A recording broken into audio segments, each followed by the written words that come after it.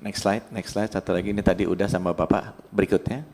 Jadi Bapak Ibu, kami hari Minggu ya Pak, dan kita meeting koordinasi dengan Pak Menko Pangan untuk membahas kasus yang terjadi di Bandung. Dan ini yang materi yang kami presentasikan pada saat itu, bahwa Kementerian Kesehatan karena sudah terjadi kasus, kita masuk ke sana, kemudian kita periksa di kecamatan-kecamatan dengan melibatkan Dinas Kesehatan dan Puskesmas untuk melihatlah kejadian ini seperti apa. Nah ini laporannya ada 1.315 kasus yang dilaporkan ke Puskesmas, kemudian 1.310 sudah sembuh dan 5 dirawat. Ya. Dalam selanjutnya, karena sudah kejadian seperti ini, protokol di Kementerian Kesehatan jalan normal. Jadi semua dinas kesehatan dari kabupaten kota melakukan penelitian epidemiologis, kemudian memeriksakan juga hasilnya ke laboratorium kesehatan masyarakat, dan kita melacak penyebabnya kira-kira apa. Jadi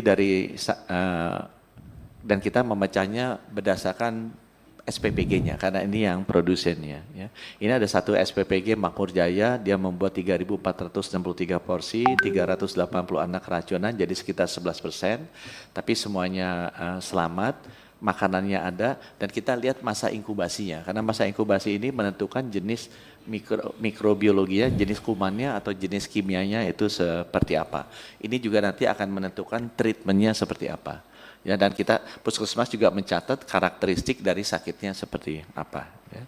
Di halaman selanjutnya standar penelitian epidemiologis kita lihat disalurkannya kemana. Ya, karena sama seperti haji juga Kemenkes kan lakukan Bapak Ibu, haji itu kan setiap hari ada makan 5 kali, 260.000 orang, sumbernya 200 catering di Arab yang berbeda-beda, distribusinya juga berbeda-beda, dan itu harus dicek juga setiap hari.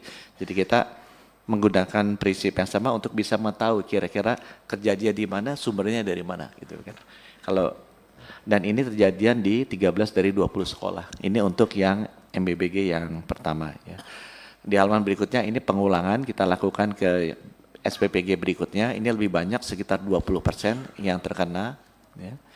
Yang lainnya sama, kita lihat semuanya sudah tidak ada yang meninggal, tapi masih ada 4 yang dirawat, penyakitnya apa, kemudian berapa lama inkubasinya.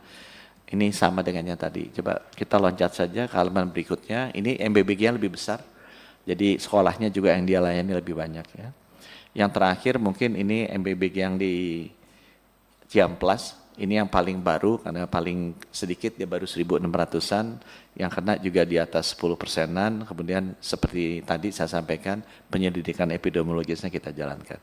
Nah mungkin di halaman berikutnya ini kita sampaikan. Jadi dari hasil-hasil penyelidikan epidemiologis dari seluruh SPPG yang sudah kita lihat ada keracunan, ini adalah penyebabnya secara medis. Jadi ada yang bakteri, ada beberapa dari itu virus, ini kimia. Kenapa ini menentukan Bapak Ibu? Karena ini nanti menentukan satu, treatmentnya seperti apa kalau dia kena. Dua, kita juga bisa melacak kira-kira sumbernya atau kejadiannya kenapa. Karena masing-masing bakteri, virus itu kan berbeda-beda timbulnya itu. Dan yang ketiga, ini juga membantu kita untuk memastikan semua laboratorium kesehatan masyarakat di kabupaten kota harus siap juga untuk meneliti ini. Jadi sekarang kita lagi perbaiki reagen-reagennya. Karena yang untuk, ini kan penelitiannya ada dua, ada penelitian mikrobiologis, bakteri dan virus, ada penelitian toksikologi, itu yang penelitian kimia. Jadi mikrobiologis yang paling bagus pakai PCR karena langsung ketahuan kan jenis bakteri dan kumannya apa, ini reagennya kita persiapkan untuk bisa mendeteksi bakteri dan virus ini. Karena ini yang paling banyak terjadi. Ya. Mungkin di halaman selanjutnya, ini 4 halaman selanjutnya saya cepat aja, ini adalah hasilnya. Jadi kita lihat, oh masa inkubasinya berapa lama. Jadi kita tahu meresponsnya masih berapa cepat. Ya.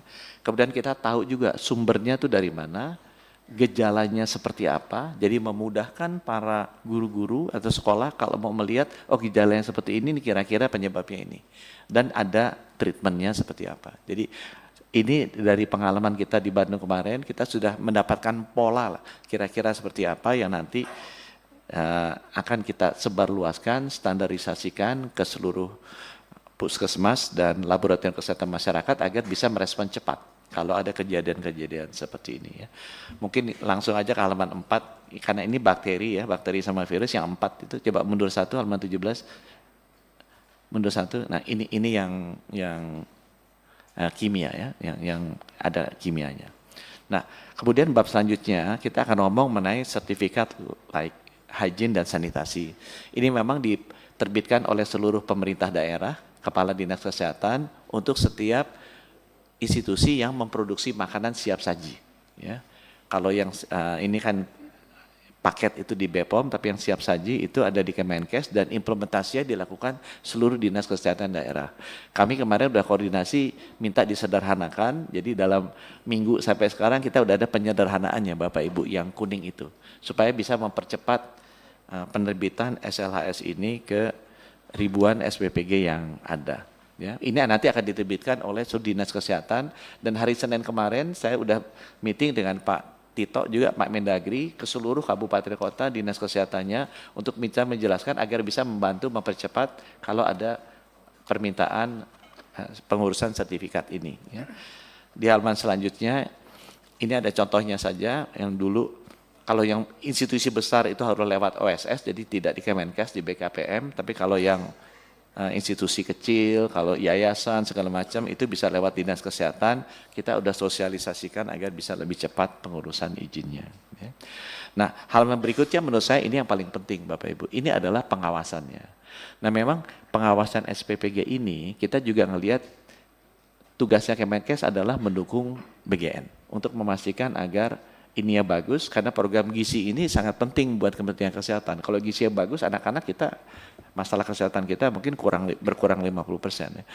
Jadi kita kemarin juga sudah mensosialisasikan ke seluruh dinas kesehatan, tolong bantu teman-teman di BGN agar bisa ngecek bahan makanannya seperti apa, cara masaknya dan orangnya seperti apa, lingkungannya seperti apa, sampel pangannya seperti apa, dan juga seperti yang tadi Pak Dadan bilang ada tes cepatnya. Karena ini kan sudah dilakukan secara rutin oleh 10.000 puskesmas, mereka sudah lakukan, orangnya ada, nah itu sekarang kita kerahkan untuk bisa mensupport BGN. Ya. Kita tambah juga kemarin ada Mendikdasmen, kita juga minta bantuan upaya kesehatan sekolah. Jadi UKS-UKS ini bisa membantu. Biasanya UKS dulu hanya untuk pendidikan dan pembinaan, sekarang kita bantu sedikit tambah pelayanan kesehatan sedikit. Misalnya, nanti kita ajarin upaya kesehatan sekolah, kalau terima makanan dilihat dulu. Ada warna yang aneh enggak? Ada bau yang aneh enggak, ada lendirnya enggak, yang gampang-gampang itu nanti kita mau ajarin. Sehingga kalau nanti masuk bisa mencegah enggak usah dimakan duluan. Ya. Halaman selanjutnya ini yang kita rasa penting dan halaman selanjutnya kita menunjukkan kenapa kita bisa bantu. Ya pertama karena ini penting sekali buat kesehatan. Yang kedua kita infrastrukturnya udah ada orang-orangnya. Jadi tenaga gizi itu kan sekitar 9.000 udah ada tersebar ke puskesmas. Jadi ini kan sebenarnya bisa membantu BGN karena saya tahu ini kan ramping up ya. Nggak mungkin semuanya bisa tersedia. Tenaga sanitarian lingkungan juga kita udah sekitar hampir 9.000-an juga udah ada di seluruh kabupaten kota. Ini sebenarnya bisa kita kerjasamakan untuk membantu teman-teman di BGN bisa membantulah melihat suasana dapurnya, apa ya, beli bahan makanannya.